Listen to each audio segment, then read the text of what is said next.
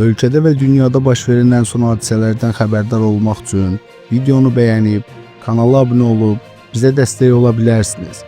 İndi isə keçək xəbərə. Jurnalist, siyasi şərhçi Heydər Oğuz Prezident Administrasiyasının sabiq rəhbəri Ramiz Mehdiyevlə bağlı maraqlı iddia irəli sürüb. O, sosial şəbəkə hesabında bu mövzuda paylaşım edib. Səyyar TV, Global Infoya istinadən jurnalistin yazısını təqdim edir.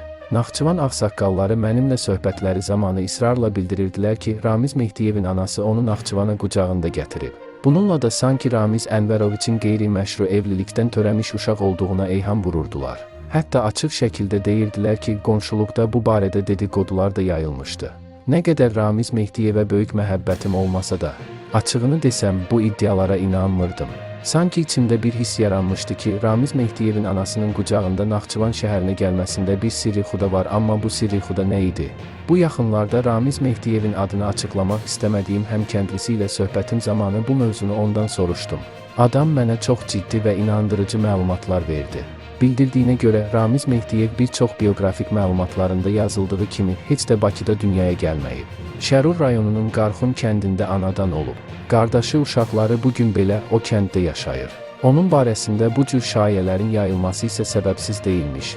İddialara inansaq, 1938-ci ilin aprel ayında anadan olan Ramiz Mehdiyevin atası Ənvər kişi bir ildən sonra səfərbərliyə alınaraq yenicə başlamış Finlandiya SSR müharibəsinə göndərilir. Hansısa səbəbdən ondan uzun illər xəbər alınmır. Yoldaşı bu səbəbdən övladını qucağına alıb başqa yerlərə köçür və oralarda məskunlaşır. Ənvər kişi vətənə qayıdandan sonra da problemləri bitmir. Sovet hakimiyyəti onun müharibə dövründə düşmənə satıldığından şübhələnirmiş və bu səbəbdən bütün qohum-əqrəbaları qorxularından Ənvər kişi ilə bütün əlaqələrini kəsir. Hətta Ramiz Mehdiyev özü də Sovet hakimiyyətinin ağır dövrlərində atası barədə danışmaqdan xoşlanmır. Hakimiyyət pillələrində yüksələ bilsin deyə bir növ ondan imtina edir. Yeri gəlmişkən haşiyəyə çıxaraq bildirmək istərdim ki, Ramiz Mehdiyev kadr seçimində də özü kimi atasından imtina edənlərlə işləməyə üstünlük verirdi. Təsadüfi deyil ki, Ramiz Ənvəroviçin ən yaxın silahdaşı da atasından imtina etmişdi. Beləcə, özü və əsli kökü barədə şayələrin yayılmasına şərait yaradır. Naxçıvan şəhərində yaşadığı zamanlar anası ağır xəstəlik keçirir və qısa müddətdən sonra həyatla vidalaşır.